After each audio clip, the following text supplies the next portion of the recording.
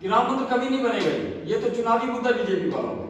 हम लोग सुनते थे सब जगह कि बीजेपी वालों को चुनावी मुद्दा है, लेकिन चुनावी मुद्दा नहीं।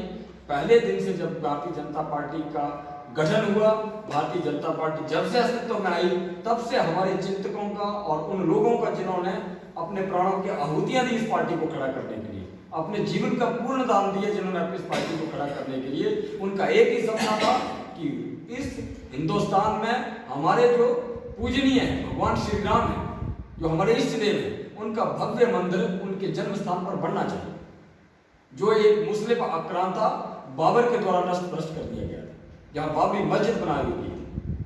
इसके लिए प्रयास भी हुए अटल बिहारी वाजपेयी जी के और कल्याण सिंह जी की जब उत्तर प्रदेश में सरकार थी, तब उसको बाबरी को विध्वंस किया गया और आज वो सपना भी पूरा हुआ। 492 वर्ष बाद, लगभग 500 साल बाद भारतीय जनता पार्टी की ही सरकार में आदरणीय नरेंद्र भाई जी के नेतृत्व में आज वो भव्य राम मंदिर बन रहा है और ये सपना भी हम सबके सामने पार्टी ने साकार किया। लगभग 34 साल सेना में रहे और इस दौरान कारगिल युद्ध जो 1999 में कारगिल युद्ध पाकिस्तान के साथ हुआ, पाकिस्तान ने छल कपट करके कारगिल की चोटियों पर अपने अड्डे बना लिए थे, तो वो जो ब्रिगेडियर थी उसकी कमान हमारे ब्रिगेडियर खुशहाल सिंह जी ठाकुर जी के नेतृत्व में वो उसको कमांड कर रहे थे और उनके नेतृत्व में वो लड़ाई लड़ी गई और उस लड़ाई में उनको सबसे बड़े युद्ध मेडल से भी नवाजा गया है। और ये हम सब लोगों का सौभाग्य है कि ब्रिगेडियर खुशहाल सिंह कोई आज कोई नए कैंडिडेट बन के नहीं आए हुए। 2010 से वो सेवानिवृत्त हुए हैं। 2014 में भी वो मंडी लोकसभा क्षेत्र से प्रत्याशी के रूप में पैनल में नामांकित हुए थे। 2017 के विधानसभा चुनावों में द्रंग विधानसभा से भी वो भाजपा प्रत्याशी के रूप में उनका पैनल में नामांकित हुए थे। टिकट नहीं मिली वो अलग बात है। और 2017 में 2019 के लोकसभा चुनाव में भी वो आदरणीय रामस्वरूप जी के कवरिंग कैंडिडेट भी थे और उस समय भी पैनल में उनका नाम था।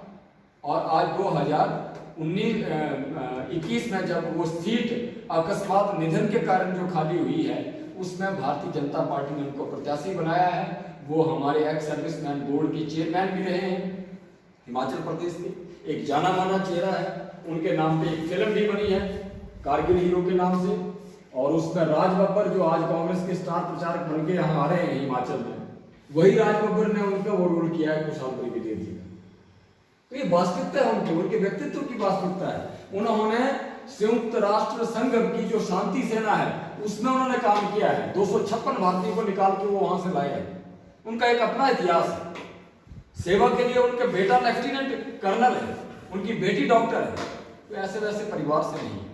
भारतीय जनता पार्टी ने एक ऐसे सैनिक को मान सम्मान दिया है और एक ऐसे कार्यकर्ता को सम्मान दिया है जिसने देश के लिए अपना समय दिया है। आज वो अपनी सेवा फौज से सेवानिवृत्त हैं, तो आज उनको पार्लियामेंट में हमारी आवाज उठाने का मौका मिलेगा, हमारे क्षेत्र की आवाज को उठाने का मौका मिलेगा। विचार को लेकर जनसंघ की स्थापना हुई, जिस विचार को लेकर भारतीय जनता पार्टी की स्थापना हुई, आज उसमें से ऐसा कोई भी कार्यक्रम नहीं होगा जिसको आज आदरणीय नरेंद्र मोदी जी के नेतृत्व में उस सपने को पूरा न किया। आपको मालूम होगा जब भारतीय जनता पार्टी बनी थी या श्यामा प्रसाद मुखर्जी जब कांग्रेस की सरकार में, वो पहली जो नेहरू की सरकार थी उसमें वो उद्योग मंत्री थे और हमारे जनसंघ के वो पहले राष्ट्रीय अध्यक्ष थे। कांग्रेस की सरकार में उद्योग मंत्री होते हुए जब उनकी विचारधारा कांग्रेस से नहीं मिली, उनकी लड़ाई थी कि जम्मू कश्मीर हिंदुस्तान का अभिन्न अंग है, धारा 370 वहां से हटनी चाहिए, जम्मू कश्मीर से अलग झंडा नहीं होना चाहिए, अलग राज्य व्यवस्था नहीं होनी चाहिए, क्योंकि जम्मू कश्मीर भारत का अभिन्न अंग है। इसी लड़ाई को लेकर वो नेहरू से अलग हुए, कांग्रेस से अलग हुए और श्री गुरु जी के जब सानिध्य में आए तो उन्होंने जनसंघ की स्थापना की और पहले अध्यक्ष वो बने और पहले महामंत्री हमारे पंडित दीनदयाल उपाध्याय जी बने। तो विचार क्या था कि देश एक है, जम्मू कश्मीर हमारा राज्य का अखंड हिस्सा है, और उस विचार को पूरा किसने किया? आदरणीय नरेंद्र भाई मोदी जी ने किया। हम सब लोग इस चीज के गवाह बने हैं। और मैं तो अपने को सौभाग्यशाली मानता हूँ, हम सब लोग सौभाग्यशाली हैं। जिसको कांग्रेस के लोग कहा करते थे, दूसरे लोग कहा करते थे, इवन हमारे अपने लोग भी कहा करते थे क्या ये धारा 370 कभी नहीं हटेगी, ठीक है। लेकिन कितनी आसानी से मोदी जी ने उस धारा 370 को हटा के दूसरी ओर फेंक दिया, जिसकी कई लोगों ने कल्पना नहीं की थी। तो मुझे लगता है ये जो विचार है यही भारतीय जनता का पार्टी का विचार है। पार्टी का झंडा लगाने की बात हो, पार्टी का पोस्टर बैनर होर्डिंग लगाने की बात हो, पार्टी के प्रचार प्रसार करने की बात हो, अपने नेता का नारा लगाने की बात हो, तो पहला जो काम शुरू होता है वो किसका होता है? युवा मोर्चा का काम शुरू होता है। इसलिए अब ये जो जॉन हमारा है, धरवाला जॉन है, त्रिलोचन महादेव का जॉन है, इस जॉन में हमारे 27 बूथ हैं और 6 ग्राम केंद्र है। इन 6 ग्राम केंद्रों में और इन 27 बूथों में हमारी क्या जिम्मेवारी है, ठीक है। जो जॉन का प्रभारी है उसकी जॉन में जिम्मेवारी है, जो ग्राम केंद्र का प्रभारी है उसकी ग्राम केंद्र की जिम्मेवारी है, और जो बूथ के हमारे त्रिदेव हैं, त्रिदेव कौन से हैं? 3 लोग हमने बूथ में बनाए हैं, बूथ मित्र, बूथ सखा, बूथ पालक, ऐसा नाम हमने दिया है। एक रचना है। रचना किस लिए है? कार्य को विभाजित करने के लिए रचना है।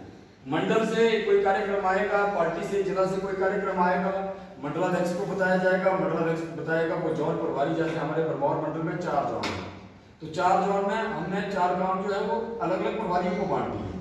अब इस जॉन का काम जो है वो इस जॉन के प्रभारी को देखना है, और वो आप लोगों के सहयोग से देखना है। जो हमारे 6 ग्राम केंद्र के प्रभारी हैं वो 6 ग्राम केंद्रों में उस काम को बांटेंगे, और जो हमारे 6 ग्राम केंद्रों के हमारे सम्मानीय प्रभारी हैं वो उस काम को बूथ स्तर पर त्रिदेवों के माध्यम से ले जाएंगे।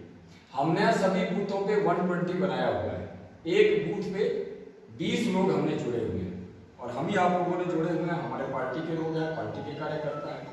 अब ये युवा मोर्चा का जो सम्मेलन हमने करना है उसके लिए स्थान भी हम लोग यही सुनिश्चित कर रहे हैं।